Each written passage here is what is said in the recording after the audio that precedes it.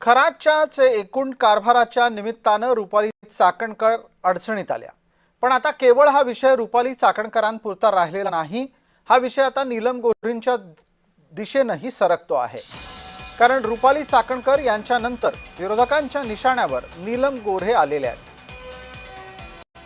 राष्ट्रवादीच्या नेत्या आणि पुण्यातील एक चळवळ्या कार्यकर्त्या म्हणून परिचित असलेल्या रुपाली ठोंबरे तसंच तृप्ती देसाई यांच्याकडून विविध दावे केले जात आहेत। ताज्या दाव्यांमध्ये तृप्ती देसाई यांनी नीलम गोऱ्हे आणि खरात यांच्यात आर्थिक लागेबांधे होते असे गंभीर आरोप केले। त्याचा तपशील आता आपण पाहणार आहोत। तृप्ती देसाईंनी नीलम गोऱ्हेंवर केलेल्या गंभीर आरोपांमध्ये पहिल्यांदा असं म्हटलंय, सर्वप्रथम ते असं म्हणतात की नीलम गोऱ्हे 7 ते 8 वर्ष भोंदू खरातच्याकडे जायच्या। खरात पाथर्डीतील एका हॉटेलमध्ये गोऱ्हेंना भेटण्यास का गेला होता याची चौकशी व्हायला हवी। गोऱ्हे आणि खरातमध्ये काही आर्थिक संबंध आहेत का हे सुद्धा तपासायला हवं असं तृप्ती देसाई म्हणतात।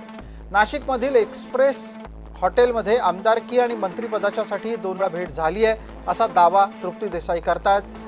SITनं CDR तपासावा, संभाषण उघड होईल असं तृप्ती देसाईंचं म्हणणं आहे।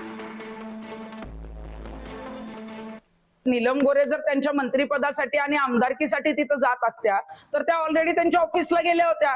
मग आता हवाला रॅकेट जे आहे त्या संदर्भातले काही पुरावे जे आहेत ते समोर येत आहेत, काही जे आहेत ते वेगवेगळे आर्थिक देवाणघेवाणीचे व्यवहार जे अशोक खरातचे आहेत ते समोर येत आहेत। मग याच्याशी नीलम गोऱ्हेंचा काही संबंध आहे का याची चौकशी आता SITने करणं गरजेचं आहे।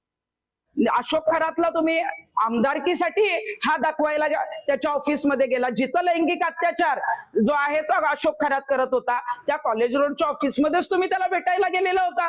तुम्हाला मंत्रिपद पाहिजे होतं म्हणून मंत्रिपद मिळावं यासाठी सुद्धा भविष्य बघायला तुम्ही खरातच्या कॉलेज रोडच्या ऑफिसमध्ये गेलेला होता।